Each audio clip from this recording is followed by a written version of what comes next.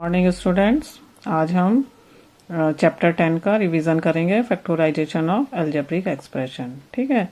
और फैक्टराइजेशन का मैंने आपको बताया था, किसी भी अलजेब्रिक एक्सप्रेशन का फैक्टर्स क्या होते हैं कि जब हम किसी भी अलजेब्रिक एक्सप्रेशन को टू और मोर अलजेब्रिक एक्सप्रेशन के प्रोडक्ट के रूप में लिखते हैं, एक्सप्रेस करते हैं प्रोडक्ट के रूप में, तो हम उसको उनका जो है वो जो अलजेब्रिक एक्सप्रेशंस हैं वो उसके फैक्टर कहलाते हैं। ठीक है। जैसे हमारे पास है ये अलजेब्रिक एक्सप्रेशन है 21x³ माइनस 28x² ठीक है। अब देखिए, इसको हमने इस तरह से लिखा 7x² और 3 - 4y²। ठीक है। तो अब दो प्रोडक्ट हो गए, ये अलजेब्रिक एक्सप्रेशन है, 7x² भी एक अलजेब्रिक एक्सप्रेशन है और 3 - 4y² भी एक अलजेब्रिक एक्सप्रेशन है। तो और ये इनको हमने ये प्रोडक्ट, तो ये जो पहली वाली अलजेब्रिक एक्सप्रेशन थी इसको हमने दो अलजेब्रिक एक्सप्रेशंस के प्रोडक्ट के रूप में लिखा है। ठीक है। तो 7x² और 3 - 4y² क्या हो गया, ये जो फर्स्ट एक्सप्रेशन था इसके ये फैक्टर हो गए। ठीक है। इसी तरह से 15a² y² 15a² b² है और माइनस 20b³ c² है प्लस 25bc है।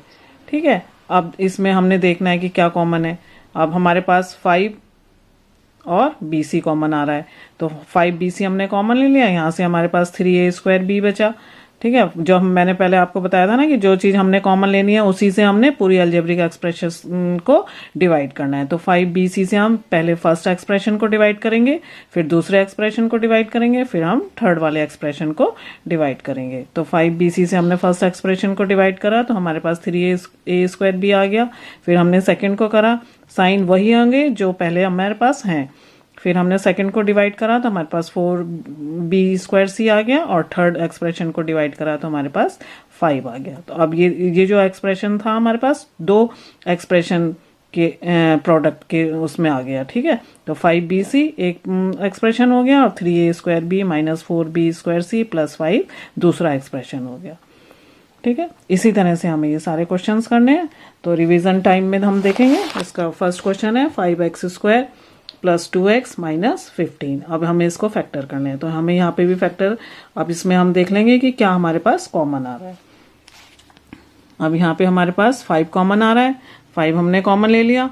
ठीक है। क्योंकि x कॉमन नहीं आ रहा है, क्यों नहीं आ रहा है, क्योंकि x जो हमारे पास दो ही टर्म्स में है, थर्ड टर्म में x हमारे पास नहीं है, तो हम x को कॉमन नहीं लेंगे। जो भी चीज हमें कॉमन लेनी है वो सभी टर्म्स में होनी चाहिए। तो 5 हमारे पास सभी टर्म्स में कॉमन आ रहा है, क्योंकि 5 जो है 5 के टेबल में है, 20 भी 5 के टेबल में आता है और 15 भी 5 के टेबल में आता है, तो हमारा 5 कॉमन आ गया। अब x देखिए, x हमारे पास इस यहाँ पर नहीं गया तो हम x को कॉमन नहीं लेंगे, तो हमने 5 भी कॉमन लिया। अब यहाँ से x² बचा प्लस इसको हमने डिवाइड करा तो 4x आया और यहाँ इसको डिवाइड करा तो हमारे पास 3 आ गया। तो इसके फैक्टर हो गए 5 और x² प्लस 4x माइनस 3। इसी तरह से हम इसका सेकंड पार्ट करेंगे, x² yz minus xy² z plus xy z²। अब यहाँ पे देखिए x भी तीनों टर्म्स में है, y भी तीनों टर्म्स में है और z भी तीनों टर्म्स में। अब लेकिन हमें ये देखना है कि x y z की सबसे कम पावर क्या है। ठीक है। यहाँ पे x की 2 पावर है, यहाँ पे 1 है और यहाँ पे 1, तो कम पावर क्या, 1 पावर जो है इसकी आ गई, तो हमने केवल x कॉमन ले लेंगे। ऐसी y में देखना है और z में देखना है, तो सबसे कम y की पावर भी 1 है और z की भी 1 है, तो हमने x y z कॉमन ले लिया। यहाँ से हमारे पास x बचा, जब हमने इसको डिवाइड करा तो y बचा और इसको डिवाइड करा तो z बचा, तो हमारे पास फैक्टर हो गए x y z और x minus y plus z। इसी तरह से इसका सेकेंड पार्ट करना है। ठीक है। इसी तरह से आप करेंगे, फिर कल मैं आपको थर्ड और फोर्थ क्वेश्चन कराऊंगी। जो इसका थर्ड पार्ट है आप अपने से ट्राई करके देखना, अगर नहीं समझ में आएगा तो फिर मेरे से पूछ लेना।